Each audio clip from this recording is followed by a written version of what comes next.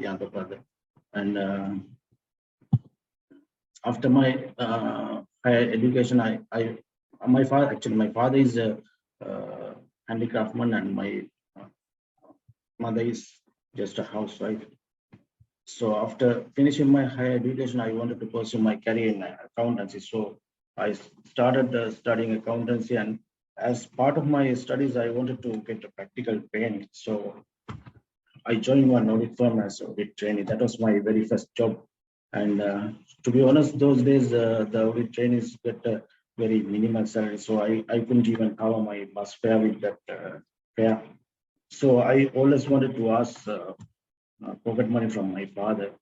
As my father was the only breadwinner of my family, I felt ashamed of asking money from him always. So I wanted to find a better job so that I can do something for my family as well. So I got one opportunity to move here in Maldives, where I currently living and working. And ever since I've been living and working here in Maldives with my family, and that was actually challenging and rewarding experience. But I have learned a lot. When it comes to my family, I have a little bit. So after my obviously, I want to spend time with him because he's just 1.5 years old, and he's very cute and he's playful. So he always wants me to come early so that he can play with me. And when I get free time, like holidays, I love to travel. And one thing you might not know about myself is that I've been a little bit of an introvert, and I enjoy socializing with people, but when it comes to public speaking, I find it very difficult. So that's one of the reasons why I wanted to join this program, so that I can come out of my comfort zone, and I challenge myself to improve my confidence and public speaking speaking abilities. Actually, that is one of the important skill every one of us should have.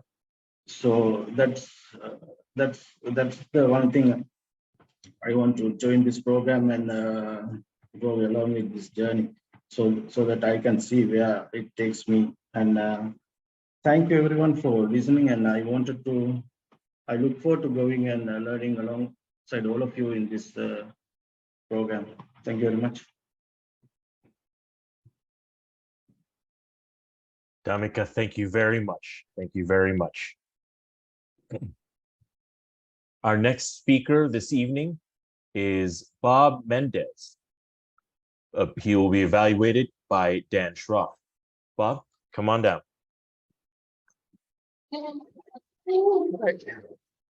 Well, thank you, everyone.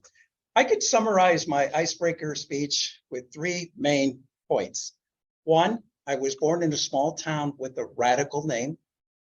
2, I spent 3 weeks in Cuba in the early 80s, during a time where Americans were forbidden to travel to Cuba. And 3, I've made 2 great decisions in my lifetime. Good evening, Toastmasters. My name is Bob Mendez, and I want to tell you a little bit about myself. I was born in a small town called Defiance, Ohio. Now, you might be asking, where did it get the name Defiance? Well, I have a plausible explanation for that. The reason why it was called Defiance is that there was a general by the name of Anthony Wayne. His nickname was Mad Anthony Wayne, as a matter of fact. He built a fort at a point of where the Maumee and the Auglaize River meet, and the land in which this fort stood on was actually higher than the surrounding area. So as the story goes, once the fort was built, he stood at the fort and says, "I defy anyone to take this fort," and thus the name Fort Defiance, which led to the name of my hometown. After high school, I joined the Navy because I wanted to see the world, and boy, did I. I had the opportunity to go to Spain, Italy, the Bahamas, Venezuela, Jamaica, but by far the most interesting place I got to go to was Cuba, Guantanamo Bay, Cuba. As a matter of fact, military has a base there, still does today. And this base is surrounded by barbed wire and landmines as far as the eye can see. So by far, interesting place to go to. But after the Navy, I became an investment advisor. I became an investment advisor in 1989.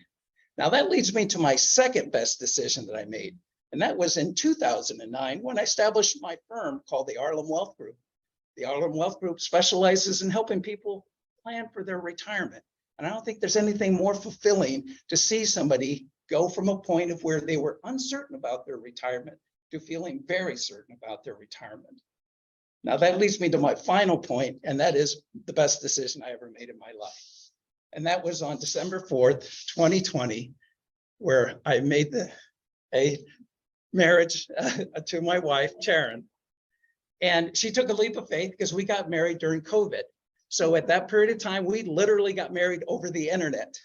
So I promised her at that point, once COVID was over, that we would have a beautiful ceremony, of which we did. We got married in the great, beautiful island of Kauai. And to see her walk down the aisle in her beautiful dress was a time that I'll never forget. So I'm spending the rest of my life just reassuring her that she made a good decision when she said yes. But that's my story, and thank you for allowing me to share it with you.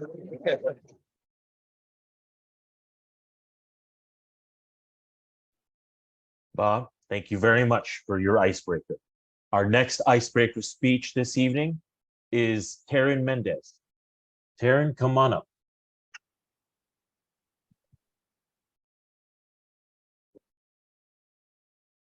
Hello, Toastmasters. Thank you for having me speak this evening. My name is Taryn Mendez.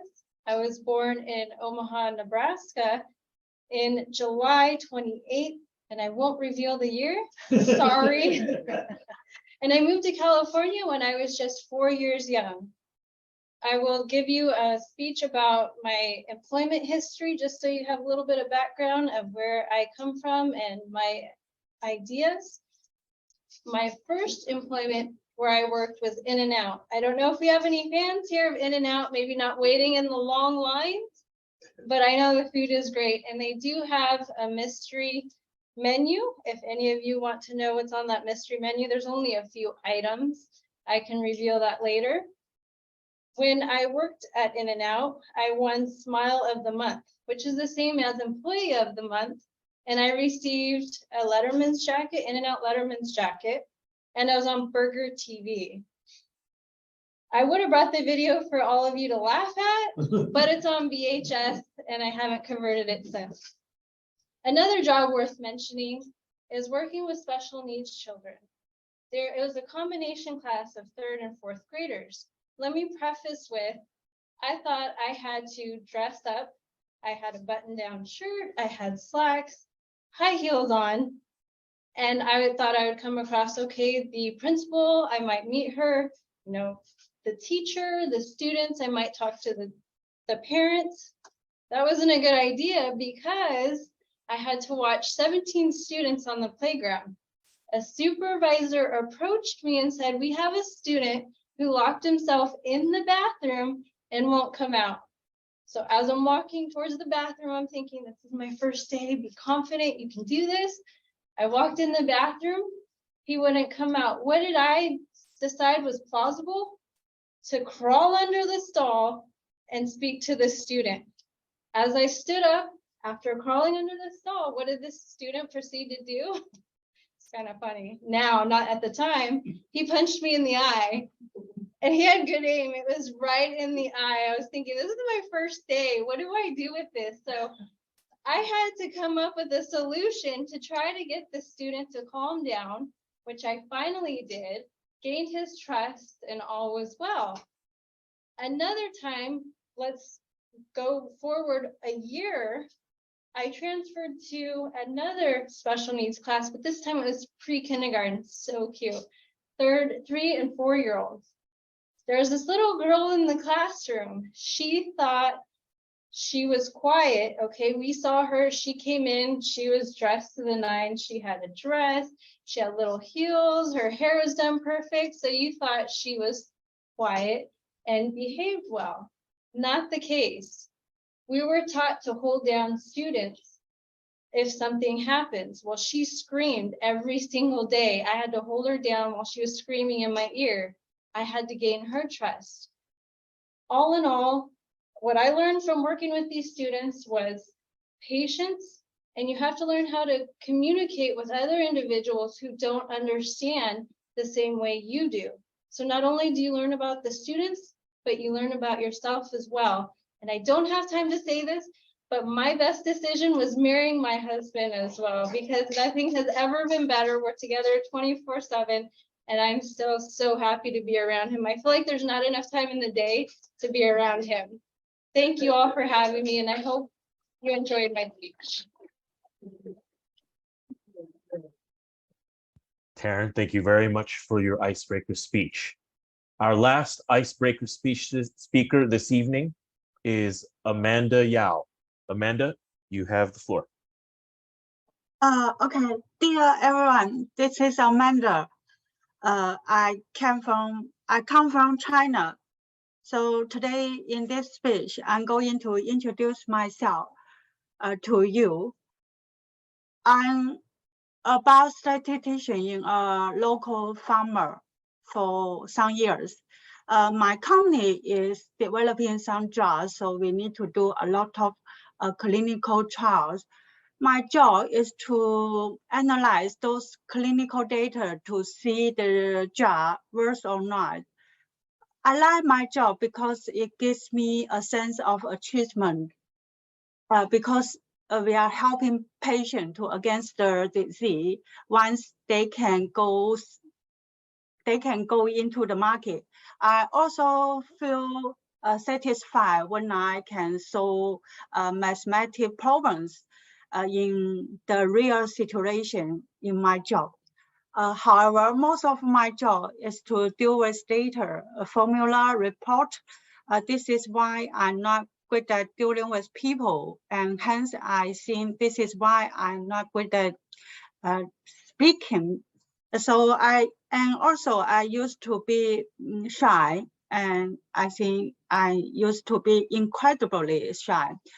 I was unable to speak in public.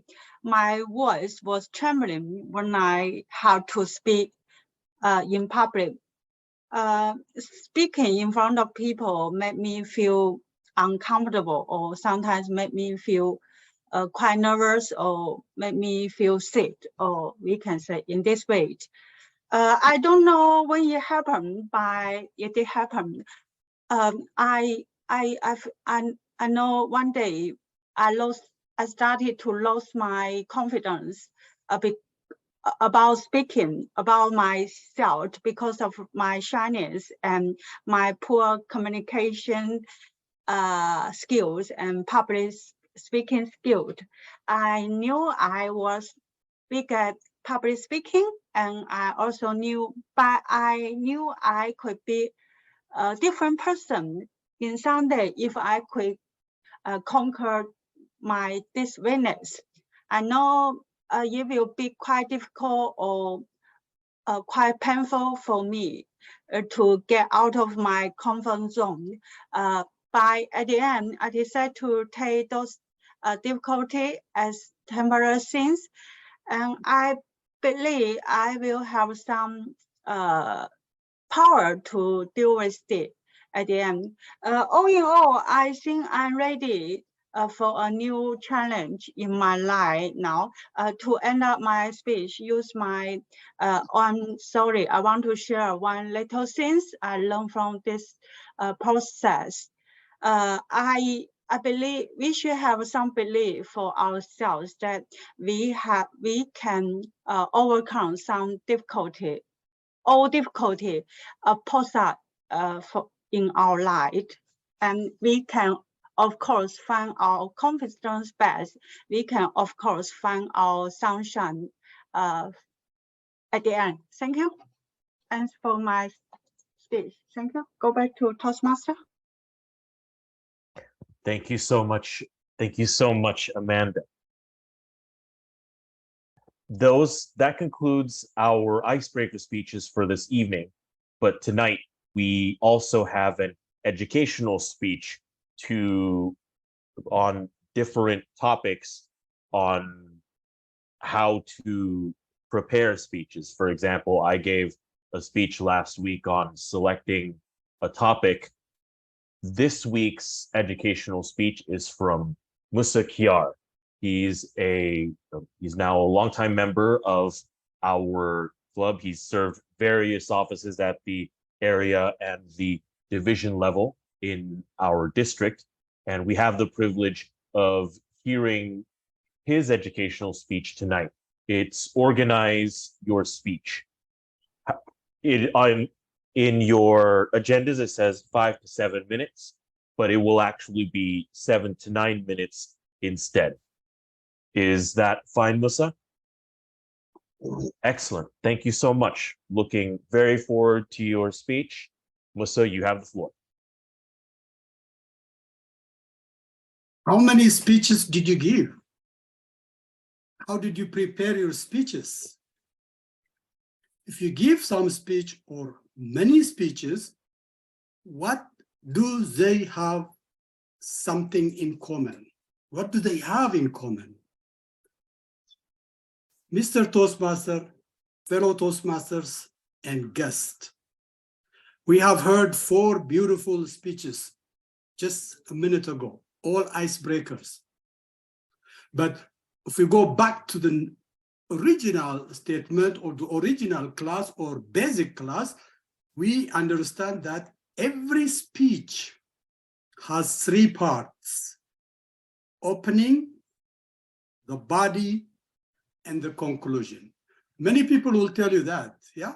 But at the same time, you have to understand there is an opening, introduction, there is the body, the content you deliver, and there is a closure, that where you give to call for action. If you are, for example, icebreaker speeches 4 to 6 minutes, easily you can break it by time.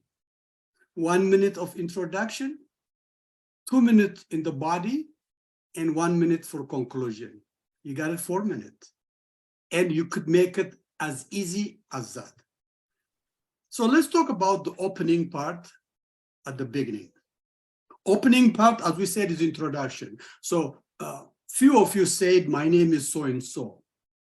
You don't have to tell us your name because the Toastmaster already introduced you with so-and-so. So save that time to speak other things. And what you could do is on the opening, you associate yourself with how your speech is going to be. If your speech is educational, you could start with question like I did. What is something in common in all the speeches? If your speech is funny, you could start with a joke. You could say, my dad believes learning by doing.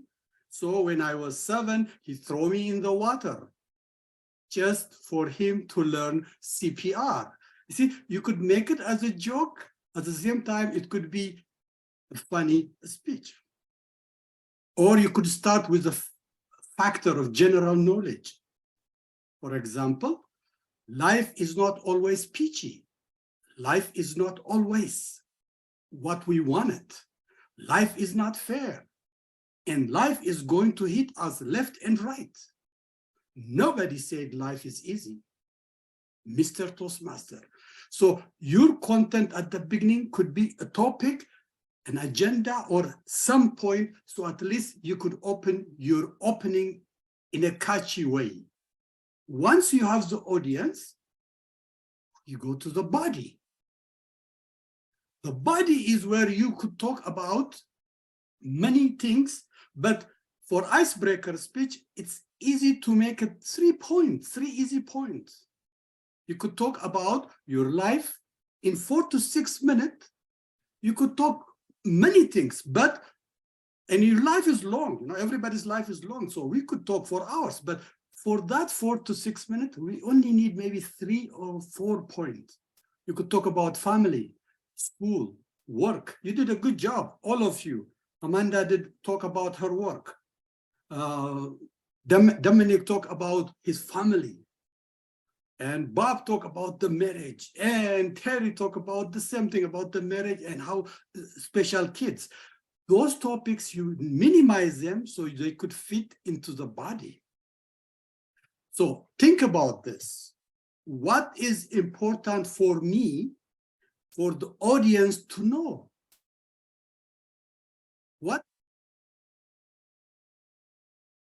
learn something from my speech today? It doesn't matter if it is a 4 minute to 6 minute, 7 minute, 10-minute speech, but think about, will they learn something? For example, 4 icebreaker speech we heard today. At the end, do you think we know about you? Did you tell us more information? Yes, most of you have explained your background, your work, your education, your life, your marriage. So at least we know, I know about you something. So one thing the audience need to learn, that's where you could put your body, and you could tell us more examples, more information, and that will make your speech well done. What about the conclusion? So have you heard people say, you tell us what you told us? They do that because they tell you in the body, I'm a student. When you become conclusion, I'm studying because of this and this, and now my conclusion, I said, please don't forget to go to school. You see, I tie my introduction, my body with my conclusion. So you tell us what you told us, so at least it's fresh in our head. Many times, people remember what you talked in the last part of the speech and a funny thing you put in and some memorable things. So they will remember those things. So if you feel like I learned something from you, I'm going to remember that thing. I'm going to remember the special kids, what Terry talked about, because the special kid, it's my feeling, my option. I wanted to do that.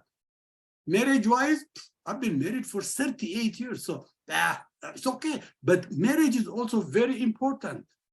So things like that will make me remember. So on conclusion, you will wrap all what you said and you put it in a lump sum.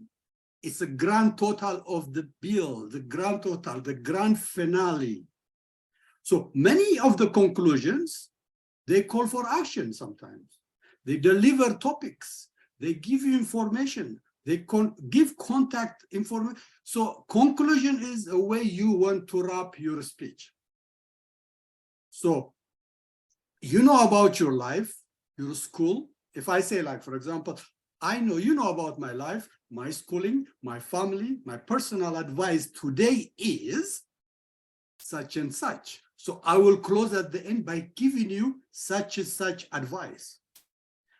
What about this? Another example. I believe this is wrong.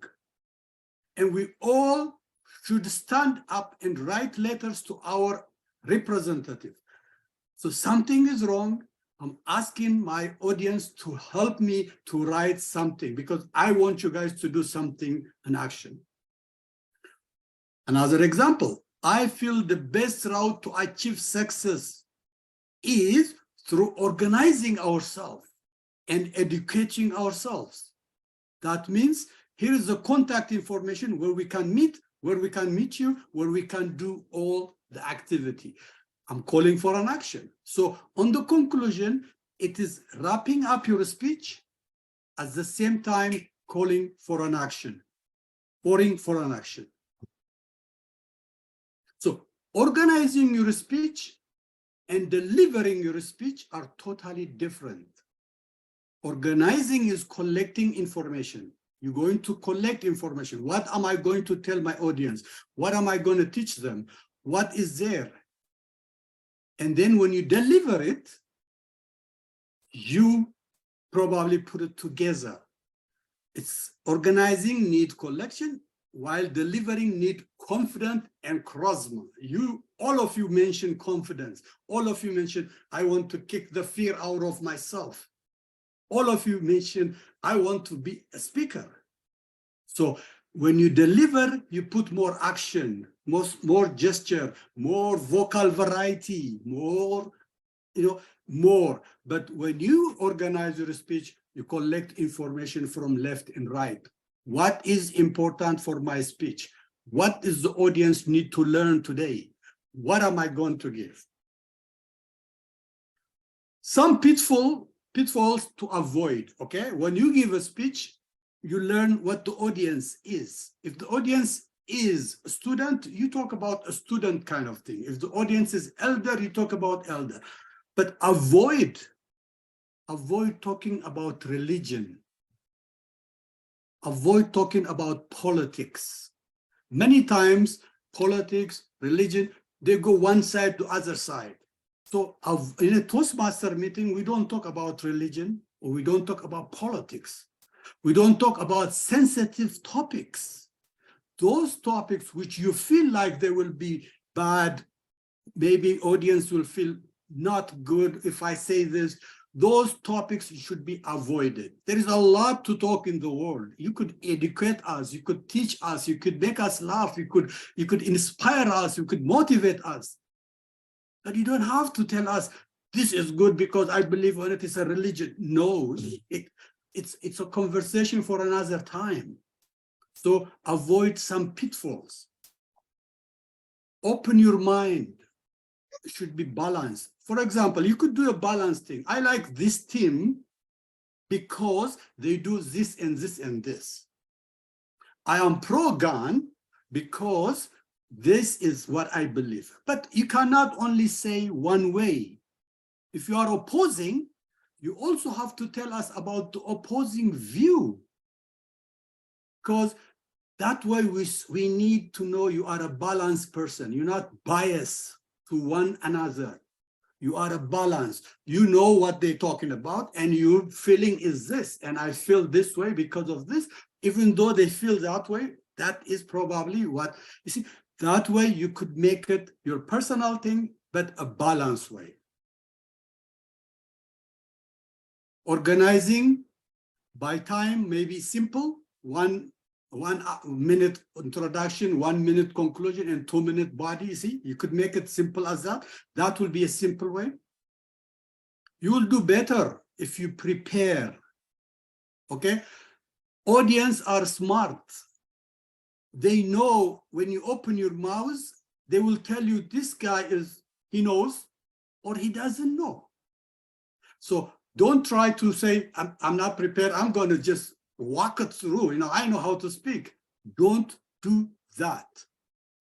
Preparation is must. If you prepare, you're well rehearsed, you practiced it, then that speech becomes plausible. People will give you a standing ovation. But if you are not prepared and you try to fake it, the audience knows. So make sure the audience is smarter than me.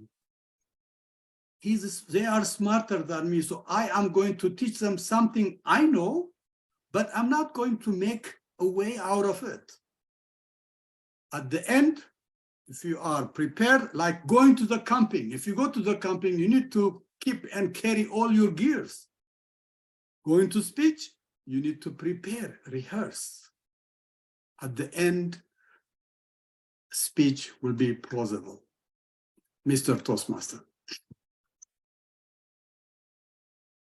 Musa, thank you so much for those excellent points on how to organize your speech. It's really the next step that we all learn after we take our icebreaker speech. So thank you again very much. We do have table topics tonight, and we also have a regular speech this evening as well. To lead our table topics this evening, of which we will have a maximum of 5 different table topic speeches, I would like to call upon Jeremiah. Jeremiah?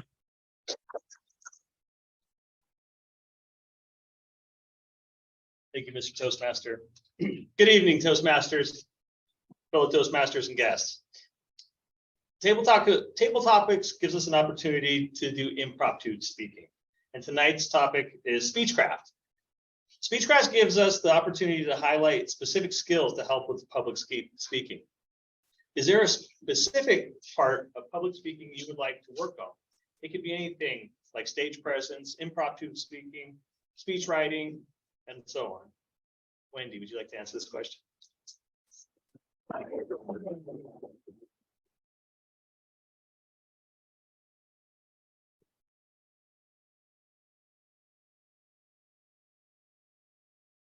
So the part that I think I would like to work on for speech is probably writing the speech itself and also my posture on stage. Thank you.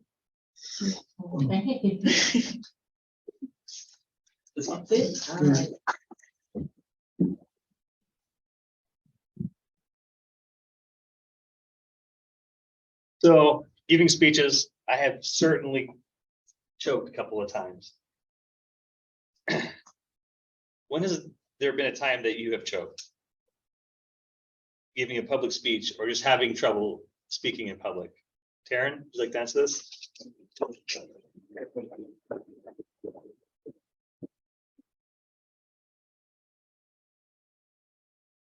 Thank you for the question. And there is one time where I faltered.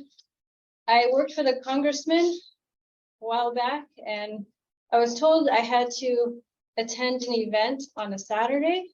And when I arrived at this event, at first, the people who were in charge said, no, you don't have to speak. It's like, okay. And then a few minutes later, oh, here's the microphone.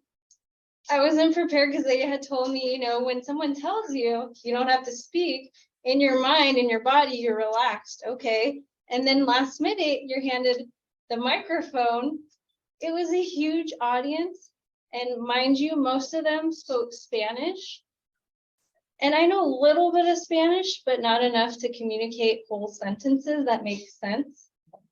So I had to get up there and kind of wing it. And I don't think I did that great. The mayor was there.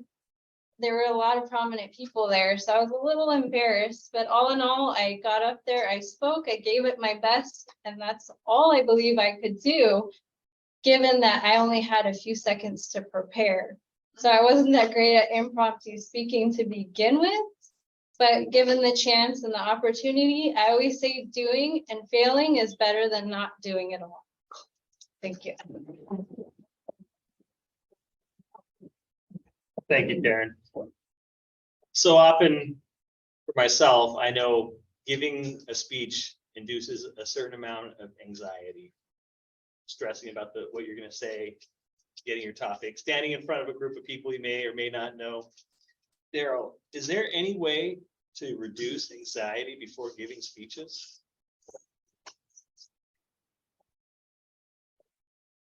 Actually, I do say that there are a lot of ways to reduce the anxiety. For example, you stand in the back of the room and you turn around, you walk up. As you're walking up, you're actually getting a chance to reduce some of the anxiety, doing some little breathing exercises, some little isometric exercises. It doesn't have to be something that's very visible. Just tense up those muscles, release them, relax. You'll be surprised how much that does take away the anxiety of it. Of course, if you happen to know what you're going to be talking about, that helps a heck of a lot, because if you know your subject, you will definitely feel confident and you won't have the anxiety. If you don't know your subject, you're asked a question without any preparation, now you start to feel some anxiety. However, don't worry about it.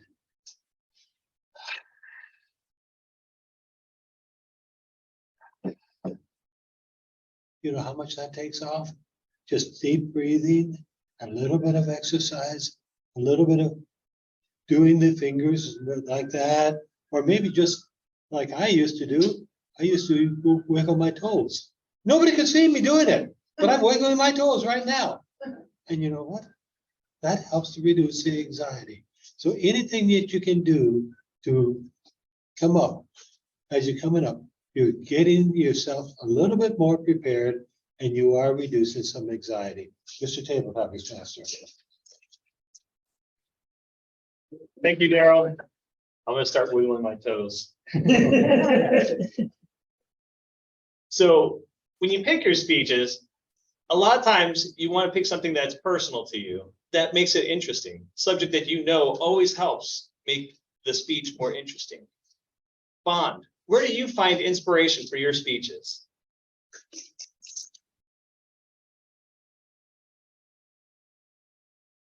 Thank you, Mr. Table Topic Master. Can you repeat the question? Where do you find inspiration for your speeches? Thank you. That's a Great question. I remember before you said that, you said something like found in the story, right?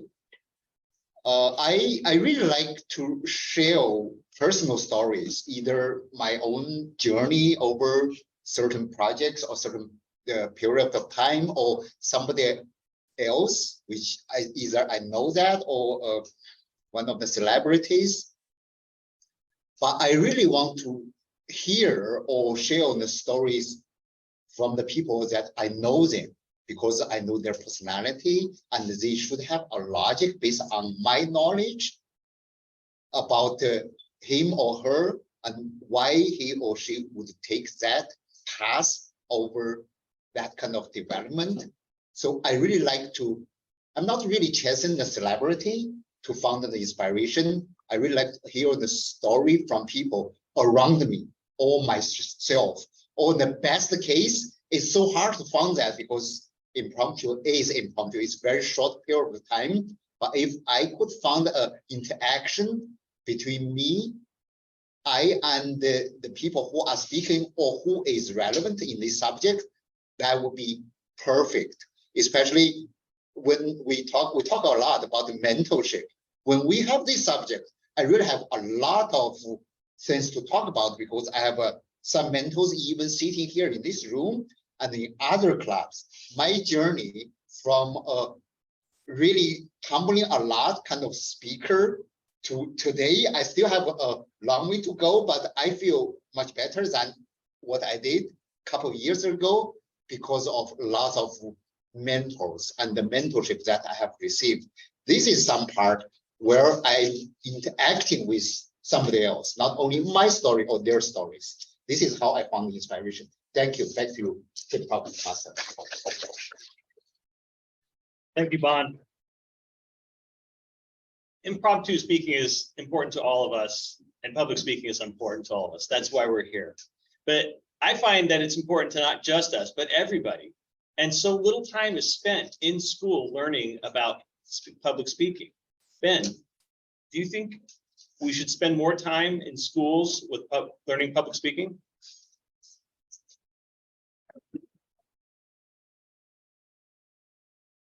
Your table topics master. Public speaking has become a soft skill. It's something that improves everybody's life, but there's such a deep chasm to cross for so many people from getting from a comfort zone of isolation, basically, to a place where you're actually comfortable standing in front of people, discussing your ideas. It should be taught in school. People should be exposed to some degree to public speaking. I don't know how to actually do that, though. In my early days, when I had the opportunity to take a public speaking class, I did not. Instead, I took interpersonal communication, which I think is actually a great class. It taught me a lot, and it taught me how to connect with people individually.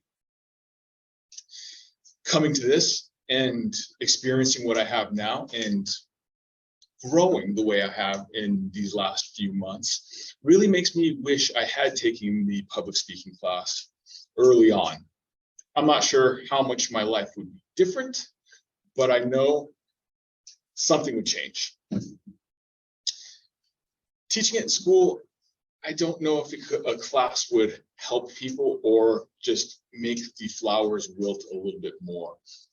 But there might be some form of exposure in maybe a PE class or leadership courses that might be able to bring people up to a higher confidence level of speaking. In short, I believe it should be. In long, I don't know how you would do that. Thank you, Mr. Tabletop Master. Thank you, Benjamin. I'd like to now call for the timers report.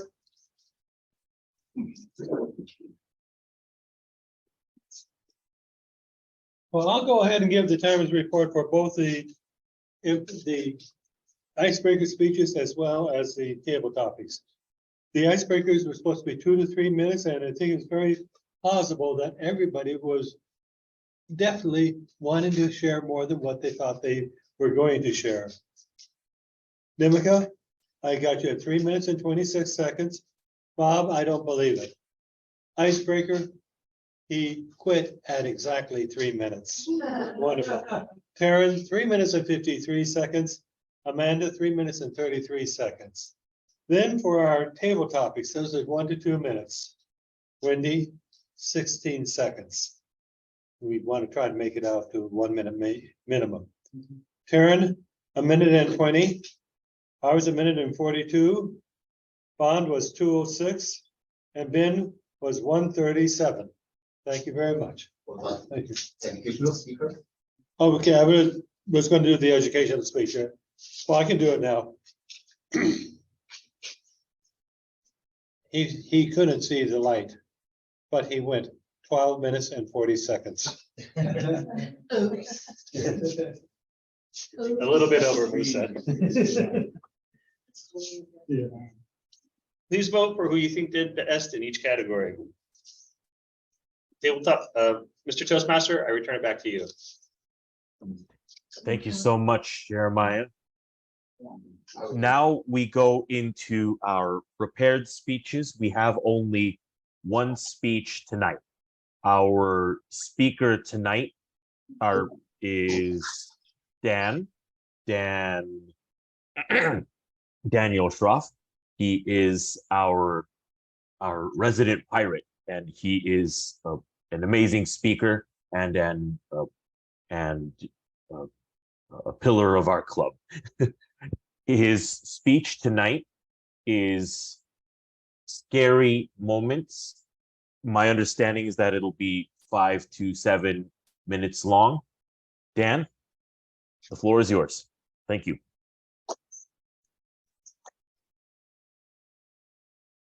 Thank you.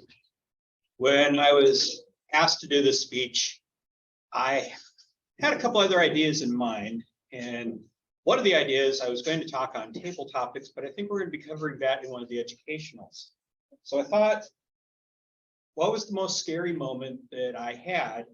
And that was when I actually had to give the eulogy at my dad's funeral. I was not in Toastmasters at the time. So this was not something that I had any preparation for.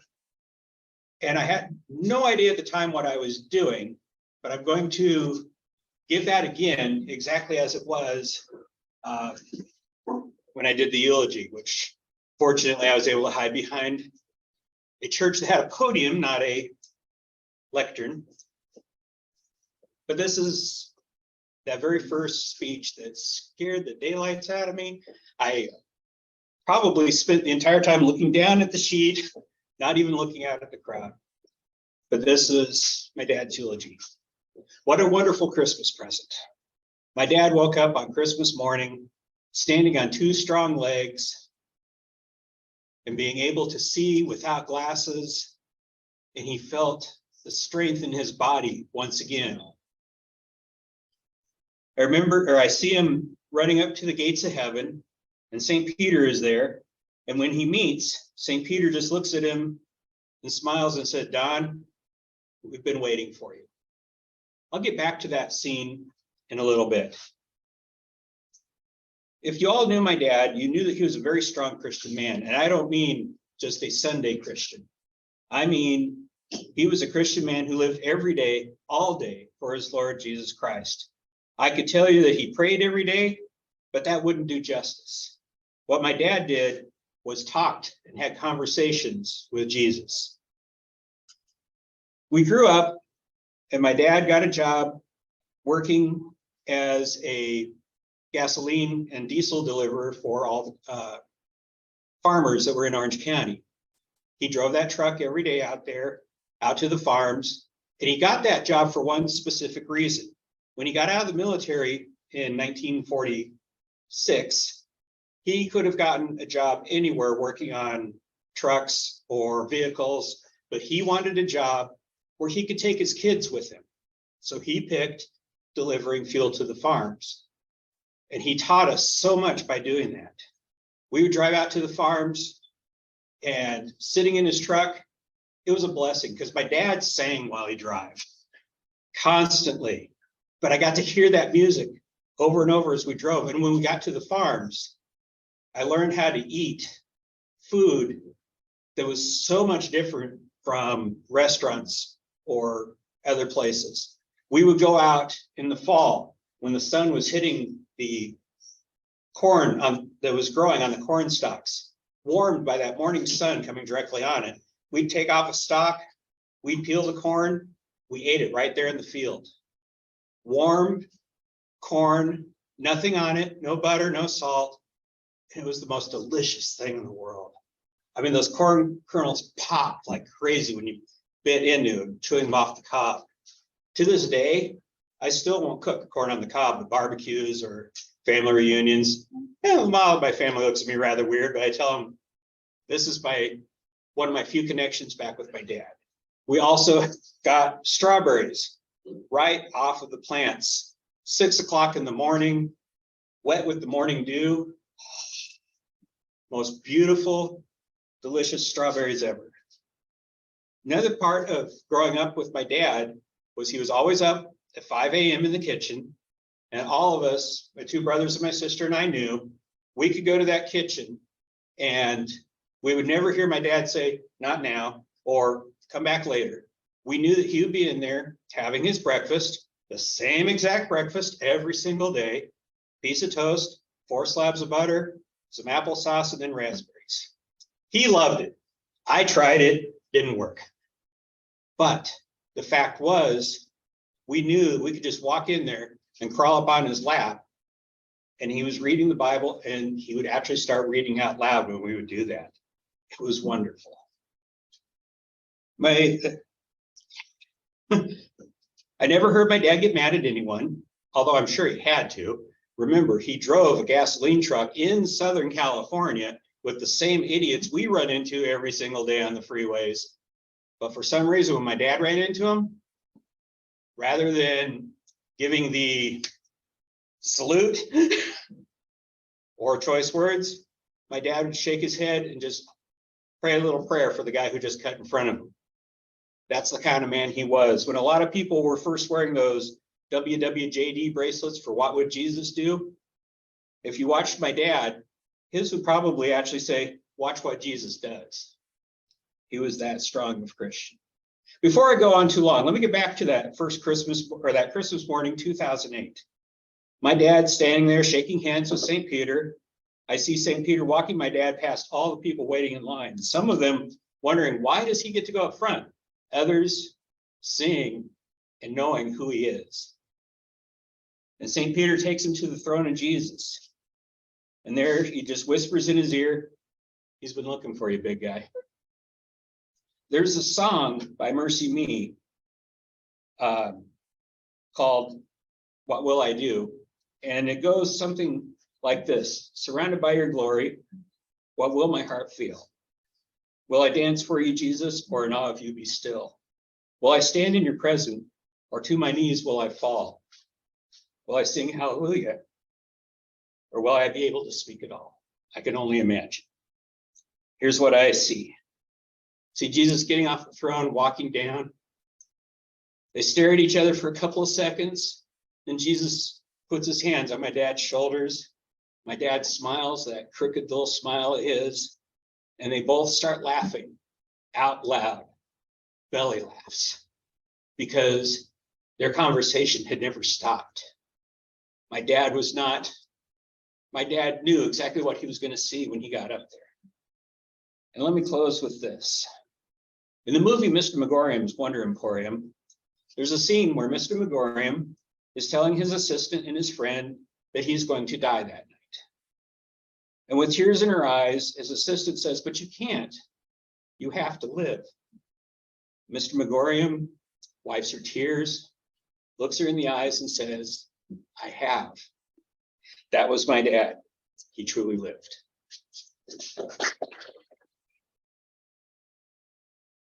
Dan, thank you for that beautiful speech. Timers report, please. To keep in line with everybody else, Dan decided to use the full time that he was allocated. Fact is, he went a little bit over, 7 minutes and 25 seconds. But he was within the grace period that Toastmasters does allow, because they allow a 30-second grace period. So congratulations, Dan.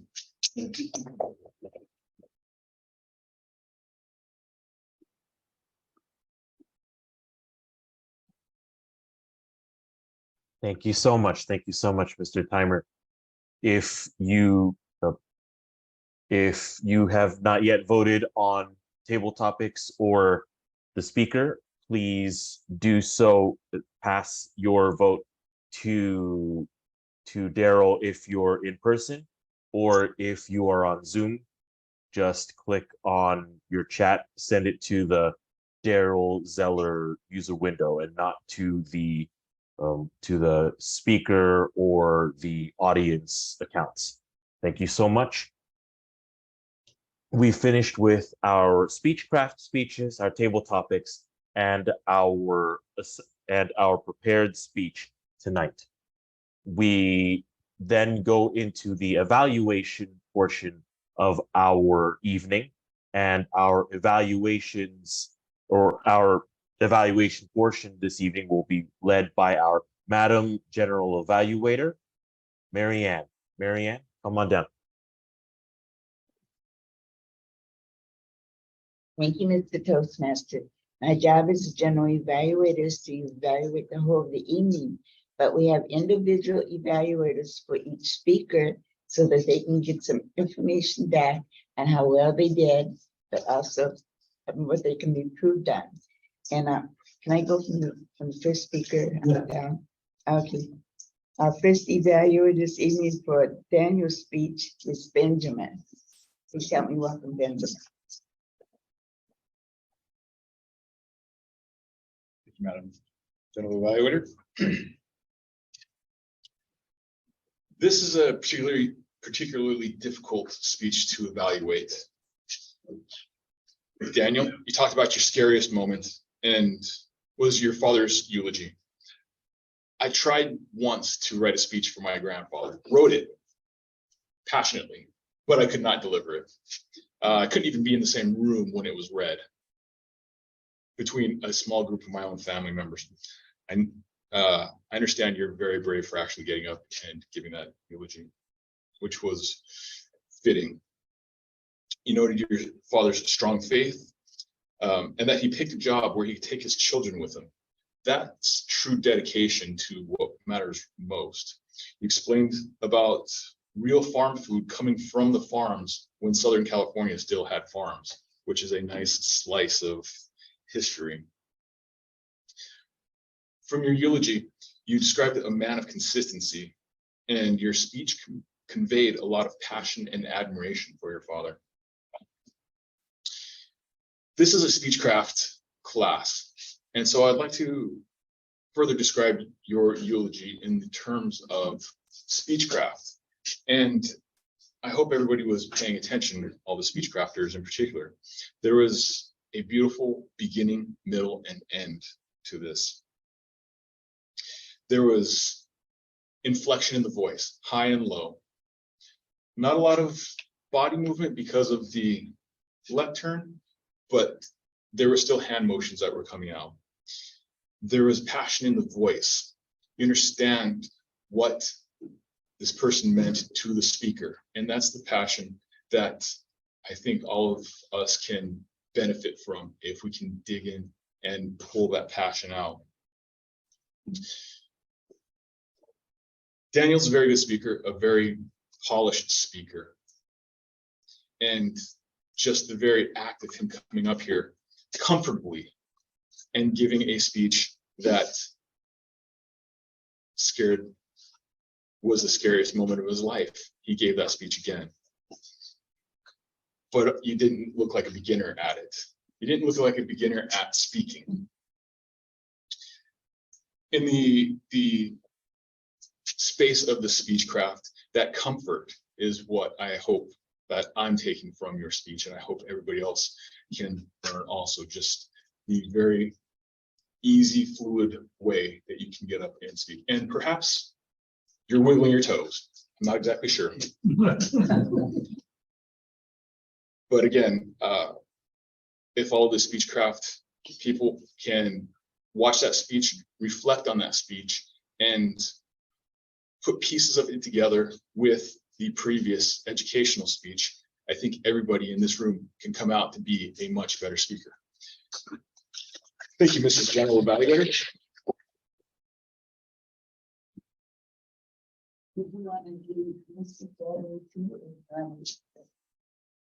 I can give Moose's also. That's good. He's gonna evaluate Moose's speech also.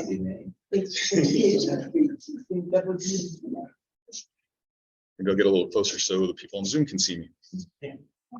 Musa, this was an amazing speech on the craft of creating a speech. It was a great educational piece. There's so much good material in there. I hope everybody in the Speechcraft side of this was taking notes. I took notes and I learned a lot from it. And I've been here for a few minutes.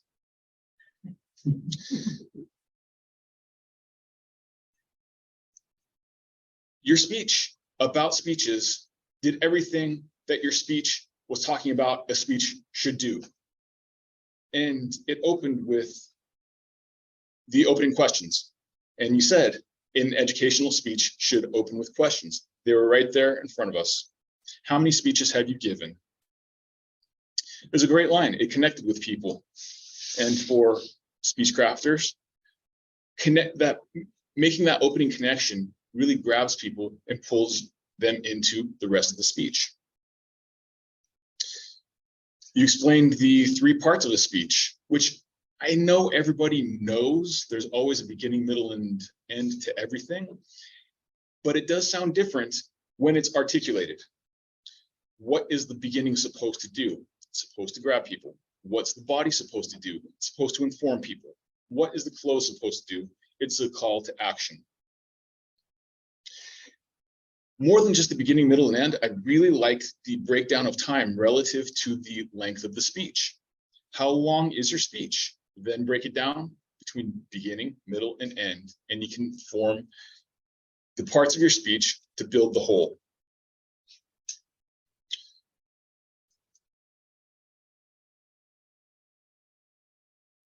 There was also the great opening section. I hope these Speechcrafters picked up in that nobody needs to announce their name because their name has already been given. And this has been a section that I've struggled with introductions. What is an introduction? What does an introduction mean? And what does it mean to the speaker? You also talked about picking 3 topics to fill the body. And there is rules of 3 in all kinds of things, comedy being one of them. But in this case, it worked also. 3 details to really drive the purpose of the speech to the conclusion. And to call what was important about the speech.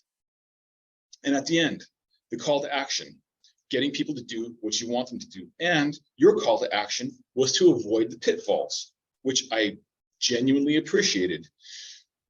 Because this is an area where we'd like to not cause problems. Delicate issues are probably best avoided. And your call to action for the Speechcrafters is to avoid a few major topics. But you countered that with balance too. The countering with balance says that it's okay to talk about those things. Just pay attention to the rest of your audience, have empathy for your audience, and understand that there's a lot of other people out there. Most of all, I hope, again, everybody took notes on this because it was expertly written and I enjoyed your speech.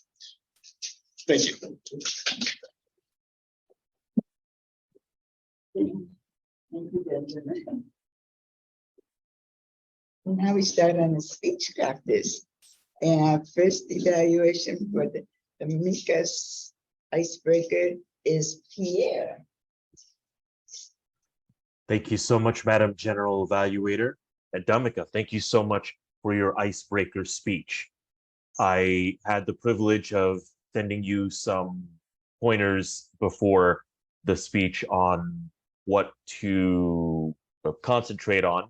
And I concentrated mostly on saying that your intro should have or that your icebreaker should have an intro, 3 points, and a conclusion.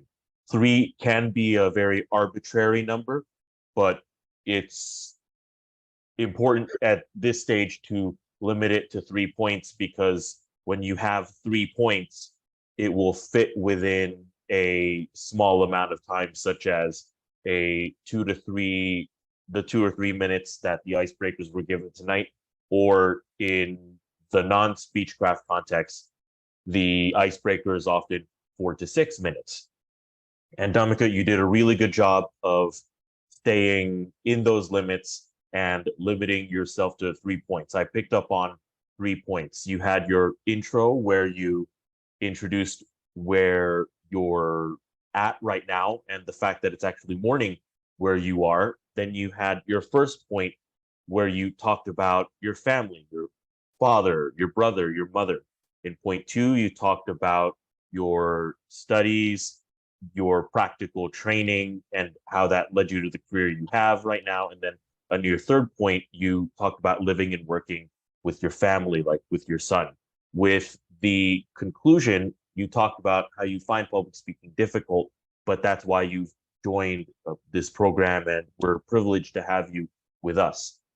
For the next speech, we heard tonight about organizing speeches and how to do so. And I will continue to emphasize that it's good to restrict yourself in these early speeches to 3 different points, because that will allow you to fit within a small window of time. As you learn other elements of public speaking, like body language, gestures, eye contact, you will incorporate those elements into your personal public speaking style. Thank you again so much. And thank you, Madam General Evaluator. And our next evaluator for Bob's speech is Daniel.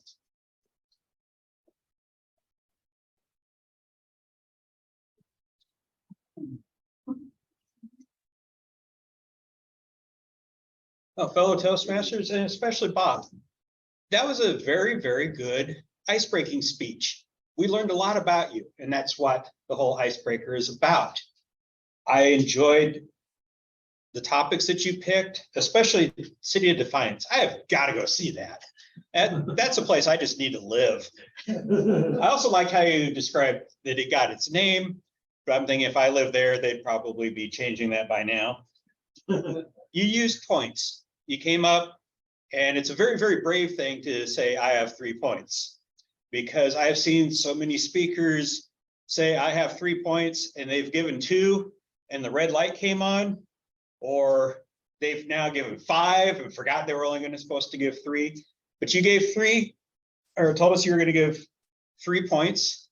Third point was kind of a split, which is almost 4.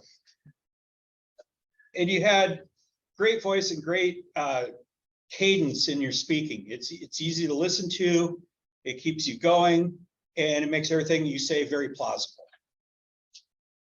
If I were to suggest any item to improve upon, as I said, when you got near the end, you almost sounded like you went into a 4th point, even though you told us you were going to do 3. So just kind of keep that back together. I remembered in the beginning, you did say your 3rd point was kind of a dual point, and it did come out that way. But make it a separate point if you have to, or just come out and say, I have some points that I would like to give. That's the easiest way. Now you can give 1 or 10, nobody knows. But you did fantastic. You stayed within the time and loved the voice and the cadence. It was just really easy to listen to and kept our attention. Thank you.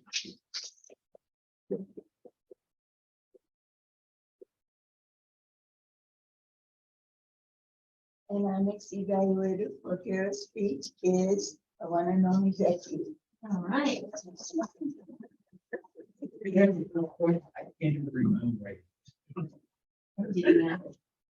okay. Hang on. I'm in that order.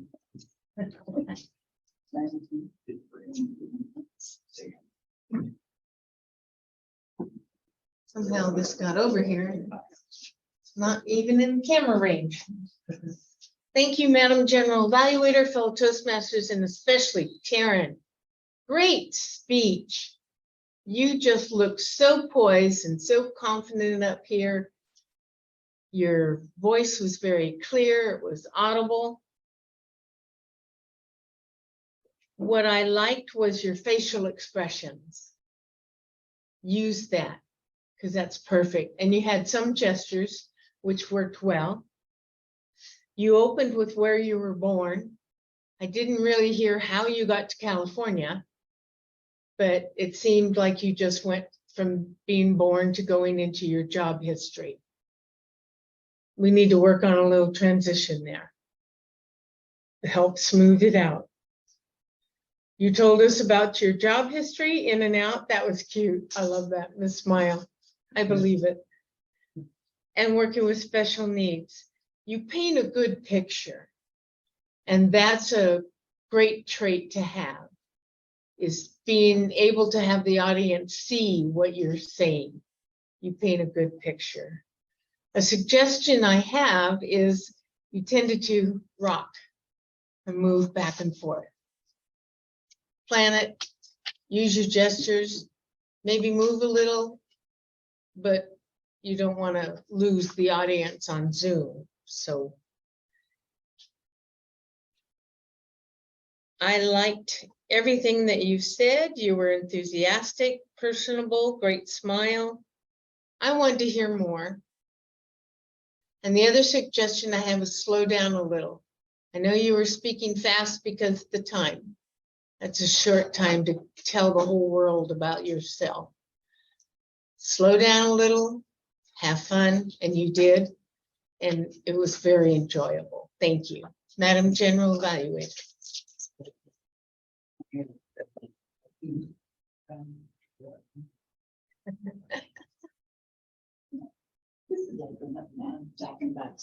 I know.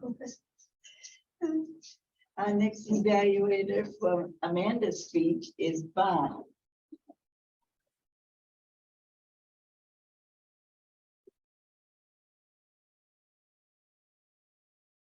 Thank you, Madam General Evaluator. Amanda, congratulations, and thank you for giving us your icebreaker speech. I thought it was plausible, relevant, clear, and packed with your personal information and help us know more about you. After this speech, I got to know that you are in the medical field and your job involves a lot of data collecting and data analysis, mathematics. Wow, it's just hard to imagine with your elegance, your grace, and you are in this kind of scientific field. Thanks for sharing with us. But what really impressed me the most is the second part of your speech. You totally opened yourself, opened to talk about the fear of public speaking and how you have been shy and how you determined to fight against this fear. And that's really, we can see that through your speech, because you are jumping out of your comfort zone and just face the fear and fight with the fear. But after all, this is an educational session.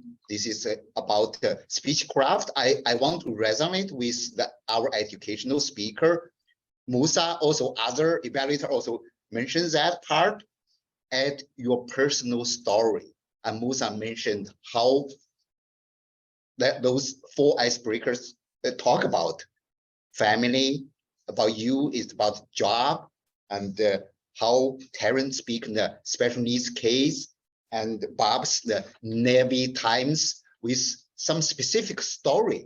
So you really made that 2 sessions very clear. But if you add 1 story or 2 very specifics on how you fight the fear or something funny in your laboratory, that will add some spice to your personal story. But overall, your story or your iceberg speech, clear, very delivered. But if you miss, you add 1 or 2 stories. Thank you so much, Amanda. Thank you. Thank you.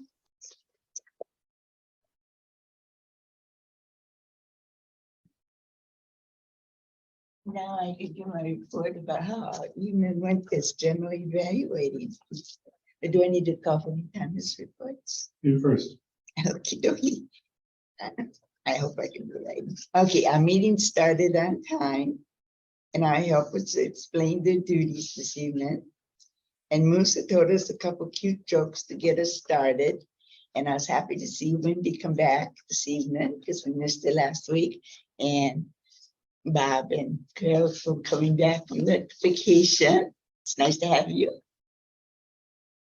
Okay, table topics. Wendy writing for her speech, what she wanted to do in doing public speaking. She wants to learn how to write her speech out. Is that proper? Okay, and you can stay up for at least 1 minute. Try to get to 1 minute. You do table topics, but you did good. Because when I got up here one time, I only stayed up here for a couple of seconds too. So it's hard.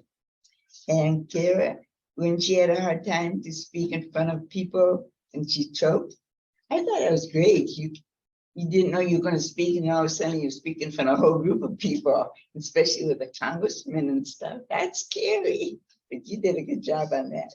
And Daryl, he wiggles his toes, and the only way he relaxes when he gets up and speaks in front of a group of people to relax and be able to speak. I never seen you wiggle your toes there. I know. Okay. And Bond, where does he find his speeches? Yes, I love the personal kinds of speeches. To me, all speeches tonight were beautiful. I loved every one of them. To me, it's like a beautiful book to read when you listen to these people speak. And that's my part of the evening that I love. But I like personal speeches myself. And then, should they have time for public speaking in school? Should they have public speaking in school? You kind of agreed on that, but then you thought, no, maybe not. But we had public speaking when I went to high school. That was 100 years ago. So it was kind of different than it is today. But we did have public speaking in school for our seniors in that. But I thought each and every one of you did a good job on your table topics. And let's see, now my evaluators. Benjamin, for Daniel, you gave him a warm evaluation, very positive. You mentioned was that your speech was, let's see, can't even read my own words. You had good hand gestures. You loved his speech. It was heartwarming. And you just thought, all in all, it was a good speech. You didn't give me any suggestions on what he could have done different. But Daniel is a good speaker. He's been in a long time. So I would have a hard time giving any suggestions. And then for Musa, said had great information, had everything a speech is, great on asking a question, gave a lot of good information on introductions. That was a good evaluation, and you gave a lot of good information on the speech. I thought that was a good evaluation of Musa. And then Pierre and Dominic's, he gave some good information on what he did on his speech. I didn't hear anything about suggesting how to do anything different because I was trying to write and getting up and sitting down. But I thought the evaluator, Pierre, you always are good on that. And Daniel and Bob, you gave him kudos on his speech. He used points. He liked Bob's great voice. Suggest to keep to 3 points. That was a good evaluation too, Diane. And Becky said she loved how Kara's facial expressions. She has a beautiful voice. Had given a little bit more information on her life. When she was talking about coming from another state. Paints a great picture. Suggest you rocked her a little bit, but I didn't see you rock, but you might have been rocking, I don't know. You had good hand gestures though. You just have fun and slow down a bit. And Bond and Amanda, very clear, personal. He liked how you opened up about how scared you gave your speech. But all in all, I thought our evaluators did a great job.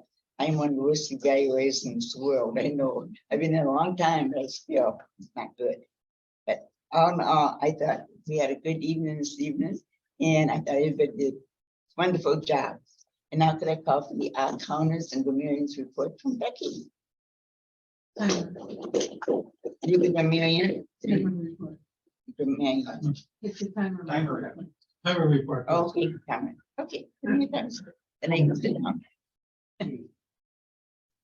Thank you very much. The reason we do the timer report before we do the other reports is so that everybody has a chance to go ahead, find out how everybody did, and they can vote for who was the best evaluator. As far as the evaluations, Ben, for your first one, 3 minutes and 2 seconds, right in there. And your second one, you missed it by 2 seconds, 3 minutes and 32 seconds, but very good. Then Pierre, you stayed within your 30-second grace period, 2 minutes and 30 seconds. Dan, 153, Becky, 159, Bond, 212. And I don't believe it. This is the first time that I have to say our general evaluator, well, when Marianne's the general evaluator, that she was within time period. Normally, she doesn't get down up to 2.5 minutes. But tonight she was 4 minutes and 49 seconds. Wow. Congratulations. Please vote for the best evaluator.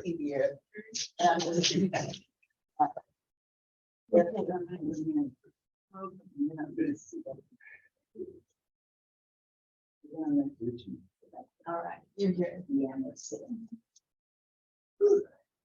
I had a lot of listening to do today. And here's what I came up with. Who used the word Bob, Taryn, Musa, Daryl, and Bond? I think I did, but I'm not even sure of that. As far as grammarian, we had some interesting phrasing. Taryn, I liked your let me preface with. That was very good phrasing. Bond had resonate. Benjamin, you had a higher conscious level. That just painted a picture in my mind. And you had nice slice of history. I can just imagine history slicing. Dan,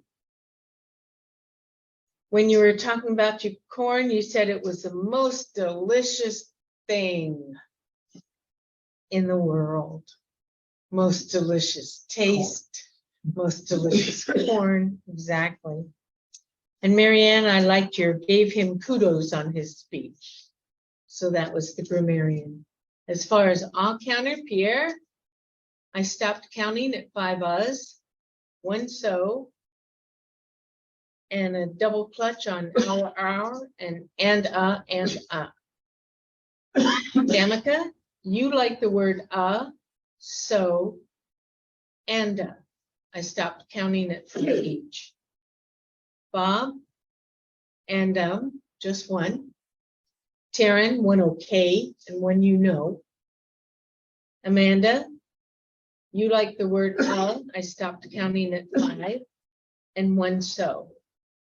Musa likes the word so, I stopped counting at 5, and he also, I can't read my writing, okay, he likes okay, 2 of them. Wendy, you only had 2 little uhs. So that was good. Jeremiah, 2 so's, 1 but. Bond, 2 uhs, 1 but, 1 and. Benjamin, 2 uhs, 1 3 ands. Dan, 3 ahs, 1 but. I like the word so. I caught myself. I heard so coming out of my mouth. And Marianne, 2 okays and 1 so. That's my grammarian and counters report. You did listen. And Pierre, you did a great job tonight as a Toastmaster. You kept the meeting going right on time. So thank you for that. Now we can contact you, Pierre, our Toastmaster. Good job. Thank you so much, Madam General Evaluator. We now have our winners, and it is my honor to announce them. For Best Evaluator tonight, we have Benjamin.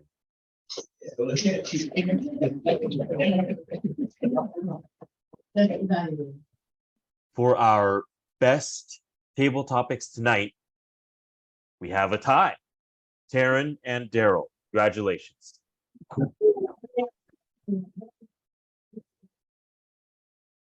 And tonight, for our best icebreaker speech during our Speechcraft, best speaker tonight goes to Bob. Bob, congratulations. Those are our winners. I would like to pass control back to, or actually, I'd like to pass control to our VPE to announce our assignments for next week.